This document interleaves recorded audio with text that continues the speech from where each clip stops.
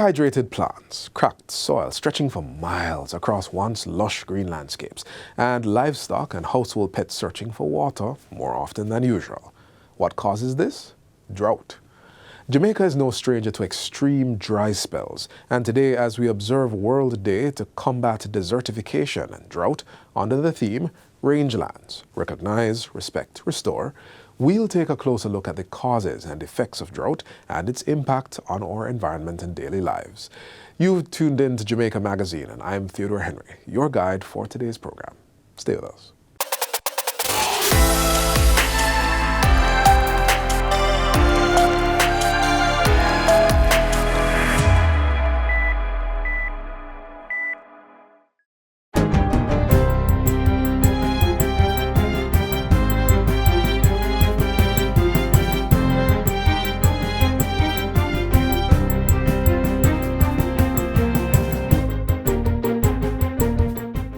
Good day, I'm Lisa Rowe, and this is your JIS News for Wednesday, June 17, 2026.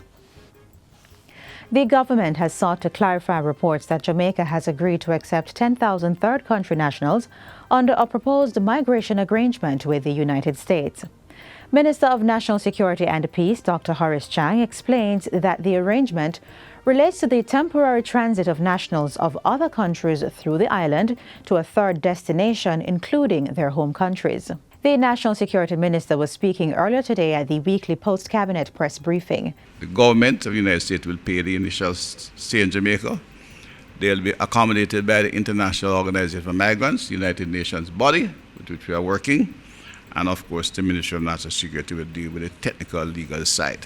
Furthermore, Dr. Chang says no quota has been established under the framework, and any transfers will be subject to strict controls and oversight measures. And at no time will the number exceed 25, because we have the right to refuse anyone at any time. And both parties can terminate the entire agreement without any long-term notice. The process is basically the operational procedure is still being worked out and then being negotiated by the professionals, and it will be some time before we see anyone landing here. The teams negotiated this MOU for a long time, and they were back and forth for many months on it. Cabinet got it. Then after the negotiations, Cabinet deliberated for quite some time on it, and Cabinet approved, but we're not final. There are terms, as DPM has told you, that we need to finalize. Once those are finalized, we will come back to you and say to the people of Jamaica, this is what we expect to take place. Prime Minister Dr. Andrew Holness is calling for what he describes as a cultural revolution to improve productivity, efficiency, and the ease of doing business in Jamaica. He made the call while delivering the keynote address at the opening ceremony for the 11th Biennial Jamaica Diaspora Conference. Our reporter Jabertha Atkinson has more. Jamaica must become faster, more efficient, and more competitive if it is to achieve its long-term development goals. That was the message from Prime Minister Dr. Andrew Holness as he addressed the delegates gathered for the opening of this year's Jamaica Diaspora Conference. The Prime Minister stressed that efficiency should be viewed as one of Jamaica's most valuable resources. Efficiency is a resource like oil, like bauxite, like tourism. Efficiency. We need the cultural revolution in the way in which we do business so that we can match the speed on the track with the speed on doing business. We must become the fastest economy and society in the world to do business. And we definitely need to develop the kind of social movement towards that. Dr. Holness says achieving that vision will require more than economic reforms. He says Jamaica must also address aspects of its culture and value system that can limit productivity and innovation. We must move from seeing work and service as servitude. We must never forget our history of colonialization and exploitation. But we must move from victimhood to agency. We must move from the consumer mentality to the producer, innovator mentality. I am Jabertha Atkinson for JIS News. Meanwhile, the conference is being hailed as a success, having been oversubscribed for the first time with attendees from across the globe. Minister of Foreign Affairs and Foreign Trade, Senator Kamina Johnson-Smith, says this reflects a deepening and expansion of engagements. She was speaking during a ministerial update interview with JIS CEO Giovanni Dennis at the conference. When I just became minister, one of the greatest criticisms, and that you would always hear as a matter of fact, is people saying diaspora is just a talk shop, conference is just a talk shop, but you actually don't hear that anymore, because we've been really focused as a team on listening to the diaspora, what it wants, what they want, what they need, recognizing that they too are not homogenous as a group, they want different things, making sure we consult widely and making sure that we also have a representation that's broader. Minister Johnson-Smith credits the influence of the Global Jamaica Diaspora Council, which has representation in regions outside the traditional countries such as Asian Pacific, Latin America and the Caribbean, the Middle East and Africa. So we have representatives from all, and then on top of that we have a Global Jamaica Diaspora Youth Council that's charged with engaging more with the broader second and third generation and creating connections. But what you're seeing is that the wider engagement is allowing for Jamaicans who are in more far-flung locations to learn from their colleagues in the mature diaspora locations about how to organize. So you're getting associations where you didn't have them before, and where associations existed before, they're more organized. Minister Johnson-Smith says while geopolitical conflicts may have impacted potential participants, the overall conference remains rich with great expectations from outcomes to follow. The government will be partnering with members of the diaspora as it enters the rapid construction phase under the National Reconstruction and Resilience Authority, NARA. Minister of Foreign Affairs and Foreign Trade, Senator Kamina Johnson-Smith, says there has been a lot of inquiries by members of how to get involved. She singled out a member from the United States who has used her own resources to rebuild 40 homes. So here at conference, we are connecting her with the Ministry of Labor and Social Security that does the actual assessments so that she can be more guided by the data-driven need than only the people who manage to get to her. Another connection that will be made is with the two young engineers who are in the business of recycling and exportation of waste in the tourism sector. Touching on the Diaspora Day of Service for June 18, Minister Johnson-Smith says the scope is very wide with the 21 projects registered. Among the engagements are medical missions, dental care, psychosocial and behavioral training and construction. Meaning we have teams of carpenters that are here rebuilding homes. They bring the material or they buy the material here. There is a major project in Parity. Parity is a farming community and they do fishing and poultry. But they were wiped out by Melissa and they are rebuilding a massive community fowl coop. Yes, and they will build it in one day. They have enough people and material for that. Plus, they're then donating cash to the community to buy the broilers for them to start up a cooperative and to get back into earning as a cooperative. Learning institutions have also been tapped for rebuilding and renovation works. The 4-day conference is being held from June 15 to 18 under the theme Diaspora Partnerships, Rebuilding a More Resilient Jamaica. And finally, doing business within the Special Economic Zone has now been simplified and streamlined with the launch of an online facilitation tool. This comes in the 10th anniversary of the Jamaica Special Economic Zone Authority, JASEZA. The tool allows for a more seamless investment experience as it streamlines engagement between investors, developers, and regulatory stakeholders to improve efficiency, transparency, and service delivery. Minister of Industry, Investment and Commerce, Senator Auburn Hill, says the online platform will have global impact. It delivers real-time application submission and tracking from anywhere in the world.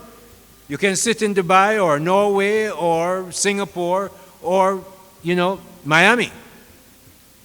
And it replaces uncertainty with transparency and administrative delay with efficiency. So the message to the global market is deliberate. Jamaica is a competitive logistics hub and an attractive, efficient, productive, and profitable investment destination. We are serious about investors' time, investors' capital, investors' confidence in Jamaica. We're serious about serving you. The launch of the SEZ facilitation tool will be completed in 3 phases. Phase 1 is to focus on the application portal, Phase 2 on the operation of SEZ through a dashboard, and Phase 3 will launch the payment portal for quick transactions. Chief Executive Officer of JASEZA, Kelly Dawn Hamilton, says the team will provide training and personalized guidance during stakeholder onboarding on the platform. We are here to build on the future, better, faster, and smarter than the first 10.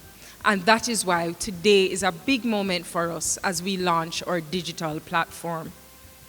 It is not simply a technology project, but it is a statement about who we are as an institution and what we believe our stakeholders deserve. And that's it for JIS News today.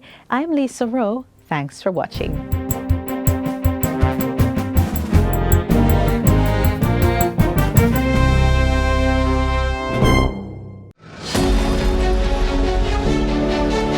The 11th Biennial Jamaica Diaspora Conference is now underway here at the Montego Bay Convention Center in St. James. The conference theme is a theme for the times.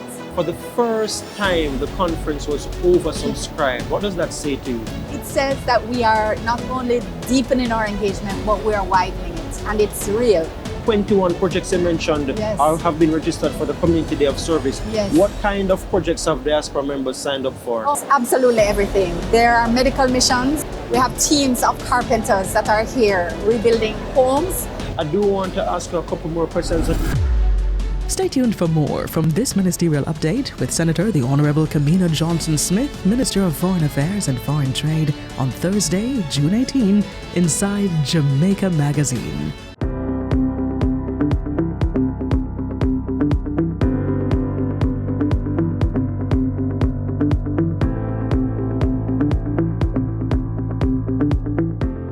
Expanding housing opportunity was a major focus for Prime Minister Dr. Andrew Holness last week. He was in Spanish Town for the groundbreaking ceremony for 221 new homes in Wick Hall Estate, ranging from 2 to 3 bedroom units. It is being done by Altra Homes, which is part of the ARC Group.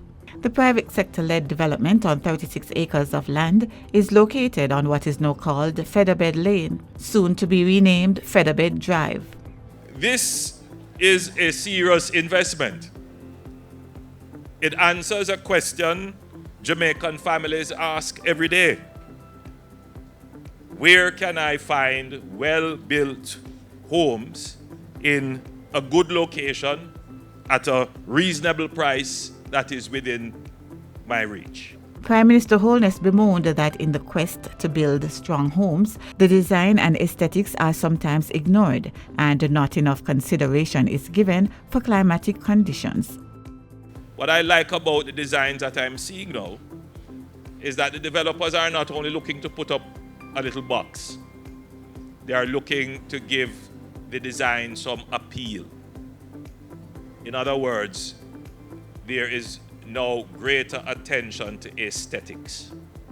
And from what I have seen with the design of this housing scheme, it is very much aesthetically appealing. And that's very important because we don't want to create a concrete jungle. The idea is not to replace a zinc and board jungle with a concrete and steel jungle. The idea is to make spaces where we feel good in living. Dr. Holness said the development supports the government's commitment to closing the 150,000 housing deficit. We have targeted 70,000 houses. The NHT has 42,000 houses of that. The HAJ has 15,000 houses of that to build. But it can't be only the government that should build. Housing can be provided effectively, affordably, and at high standards by the private sector. And I want to use this project as an example of a private sector project that will provide affordable housing. The Prime Minister lauded the banking sector for its partnership in housing development and urged developers to expand operations to more parishes. Most of the effort of the private sector is represented in those lovely buildings that you see going up all around Kingston and St. Andrew, in Mandeville, in St. Anne, some we see in St. James. But that can't be the only effort of the private sector. We want to see the private sector operating in Spanish Town, in Maypen. We want to see private sector operating in St. Thomas, in building out houses. Still in St. Catherine, Prime Minister Holness journeyed to Old Harbour for the official opening of the Spring Village Bridge. The $250 million structure replaced the previous bridge, which was closed in 2022. The structure is now improving general commute, commerce, and public safety in the community. Dr. Holness reiterated the need for infrastructure to be built with resilience to climate change. As we expand our use of land to build houses and factories and schools and hospitals and roadways, and as the climate is getting hotter and we are getting rainfalls that are what we would describe as unseasonal, super phenomenal, and intense, infrastructure that wasn't built to account for that will come under heavy strain. And that is what happened to the bridge. Dr. Holness emphasized that as the government moves to undertake critical infrastructure development, it was also working to rectify a few challenges. These include reform of the public investment appraisal system, addressing contractors' capacity to undertake major development at scale, and importantly, dealing with the shortage of skilled and unskilled labor. I want to assure Jamaica that the government is cognizant of the problem, and we will be launching a program very soon to address it.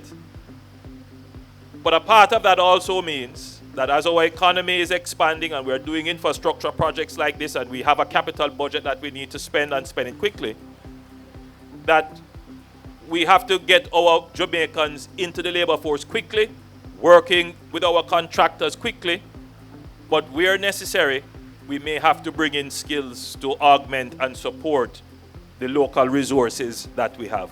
Dr. Holness said the importation of skilled labor will be necessary, but priority will be given to the local labor force as the government moves into its rapid reconstruction through the National Reconstruction and Resilience Authority, NARA.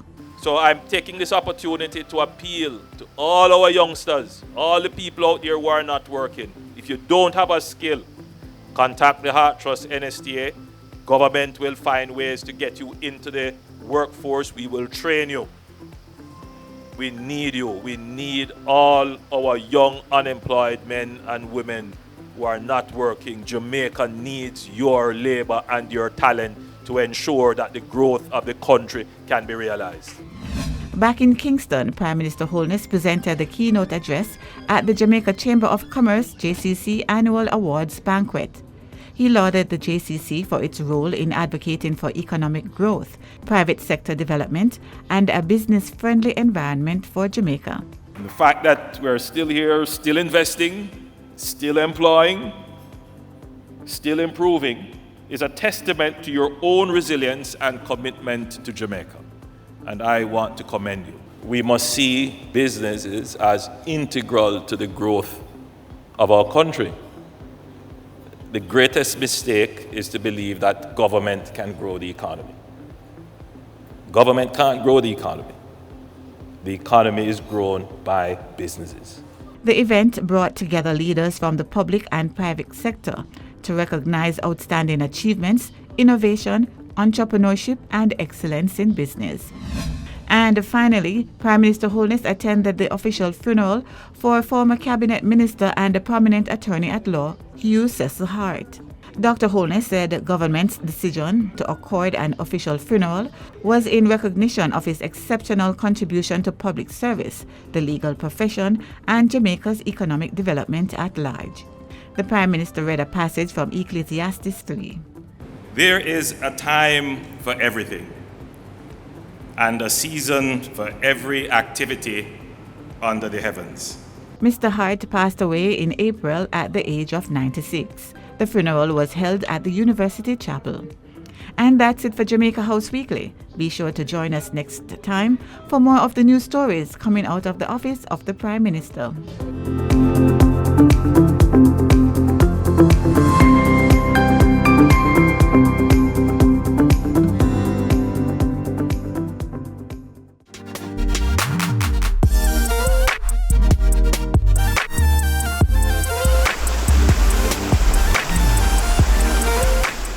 Although the hurricane season often brings periods of heavy rainfall, the summer months and sometimes even beyond can also bring prolonged periods of drought.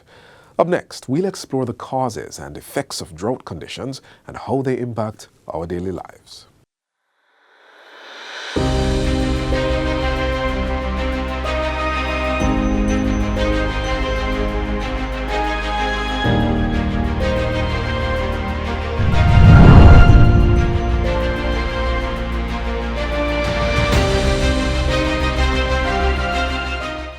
At certain points during the year, you will hear the word drought, followed by the phrase water conservation. But why is this?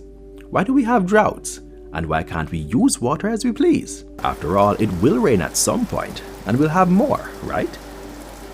Well, yes and no. To understand why this is not so simple, we first need to understand what a drought is, the causes, its impacts, and what can be done about it. A prolonged dry period in the natural climate cycle that can and does happen all over the world is called a drought. It is due to a lack of or insufficient rainfall, causing serious water shortages. Increasingly, droughts are being caused by human activities too. Just by existing, we impact the planet, and rapid population growth puts pressure on the land to grow more food. That leads to over-farming. An intense use of marginal land exhausts the soil, making it harder for crops to grow. Another problematic farming practice is excessive irrigation. This disrupts many essential balances in the soil and leads to water loss. Overgrazing by animals also adds to the human causes. Deforestation is another cause. Trees are important for rainfall, so cutting them down interferes with the water cycle. In addition, by cutting down trees, the roots no longer bind the soil and erosion ensues. Another one that we don't think about is migration. Should we find our home and community in devastation, chances are we're going to move to find greener pastures. The problem with that is that it puts more stress on said greener pasture, with the possibility of that area's resources also depleting. Now that we've looked at the causes, let's look at the types of droughts. The first is called a meteorological drought. This is where weather specialists look at the amount of rainfall that the country experiences and compare it to the traditional norms. Depending on how the rainfall level compares to the normal limit, then meteorologists will characterize the drought as normal, severe, or extreme. This will then lead to a hydrological drought, which occurs when our water supplies, such as our reservoirs, become depleted due to the lack of rainfall.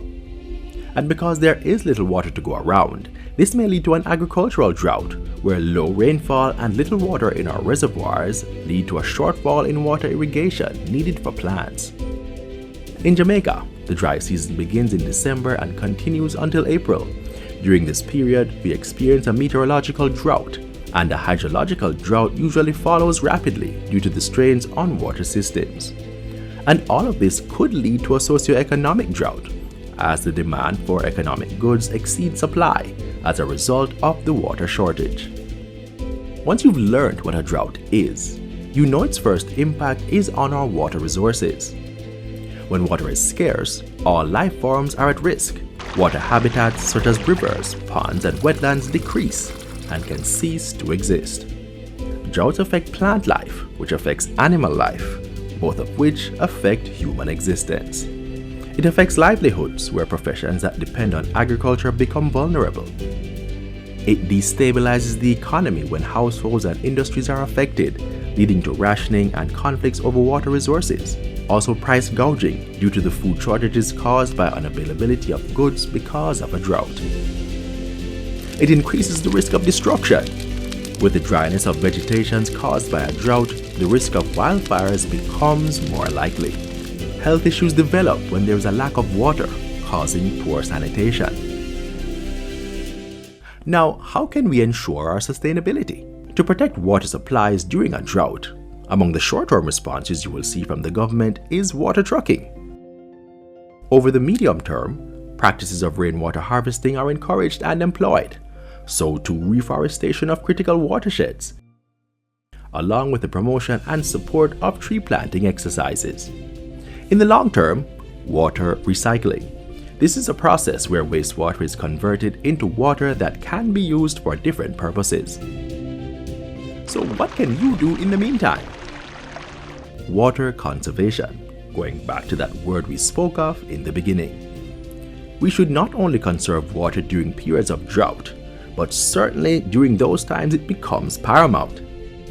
And we should not take water leakages for granted, as this is wasting a precious commodity that you and others need.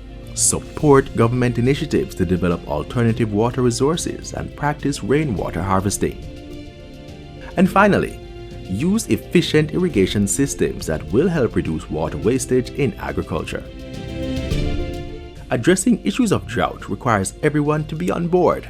The government will put the necessary systems in place, but citizens need to play our part to help mitigate the effects on our environment and society.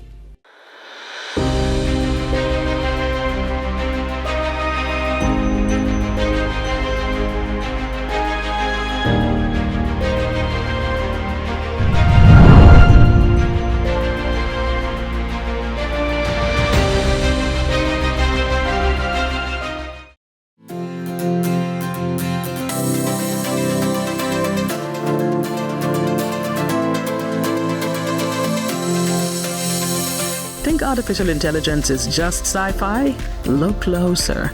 It's actually the quiet partner helping you tackle your to-do list.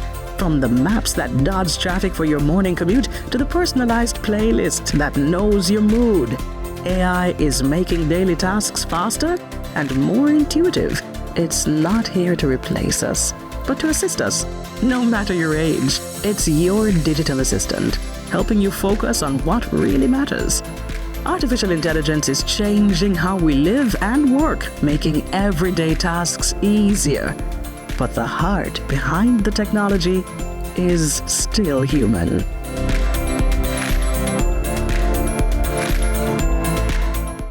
As we close today's program, remember that water is life, and it is our responsibility to use and conserve it wisely.